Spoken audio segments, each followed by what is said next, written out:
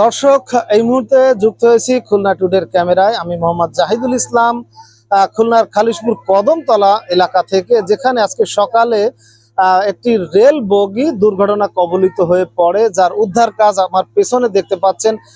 সকাল থেকেই উদ্ধার কাজ চলছে। রেল যে কর্মী রয়েছে তারা কিন্তু তাদের আপ্রাণ চেষ্টা চালিয়ে যাচ্ছেন। তো ভাগ্যক্রমে এখানকার যারা বসতি রয়েছে তাদের কোনো ক্ষয়ক্ষতি হয়নি।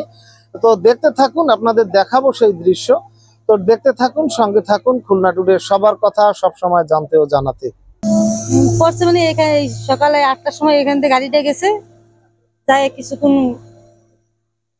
একটু জায়গা যায় গাড়ি কাইতে বেরিয়ে গেছে। আল্লাহ বাঁচাইছে। প্রায় প্রতিদিনই কোনো না কোনো অশুভ খবরের অপেক্ষায় থাকে শান্তির নগরী খুলনার মানুষ।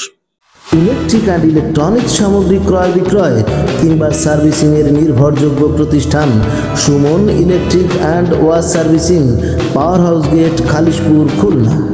চুরি, ছিনতাই, ডাকাতি, অপহরণ, এমনকি নির্মম হত্যাকাণ্ডের মতো ঘটনাও অহরহ ঘটছে প্রাণের নগরী খুলনাতে। উদ্বেগ উৎকণ্ঠার পাশাপাশি বর্তমানে টানা বৃষ্টিপাতের দুর্ভোগে চরম অস্বস্তিতে দেশের অন্যান্য স্থানের মতো খুলনার মানুষেরাও।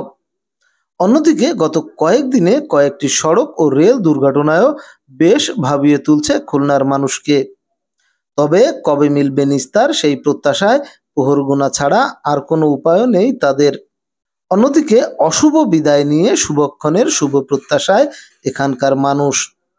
দর্শক, এতক্ষণ আপনাদের দেখানোর চেষ্টা করলাম খালিশপুর কদমতলা যে রেল বগি দুর্ঘটনা কবলিত রেল বগি, সেটি উদ্ধার যে কার্যক্রম সেটি চলছে, দেখানোর চেষ্টা করলাম। তো ভালো থাকবেন সকলে, সঙ্গে থাকুন খুলনা টুডে, দেখতে থাকুন খুলনা টুডে। সবার কথা সবসময় জানতে ও জানাতে আমাদেরকে জানাতে পারেন আপনার আশপাশে ঘটে যাওয়া সব ধরনের খবর। তো দেখতে থাকুন খুলনা টুডে।